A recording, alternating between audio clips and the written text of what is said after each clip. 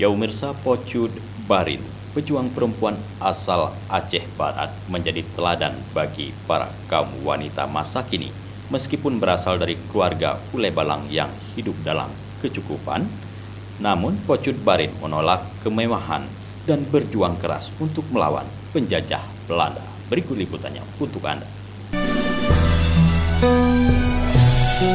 Hal ini disampaikan oleh PJ Ketua TPPKK Aceh Safriati setelah berziarah ke makam Pocut Barin di Kampung Tungkup, Kecamatan Sungai Mas pada Senin 2 Desember 2024 dalam rangka memperingati Hari Ibu 2024. Safriati berharap ziarah ini dapat menginspirasi perempuan Aceh dan Indonesia untuk meneladani perjuangan Pocut Barin dalam kehidupan sehari-hari.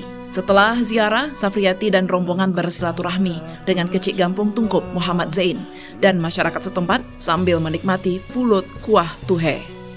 Dari Aceh Barat, Tim Liputan Aceh TV melaporkan.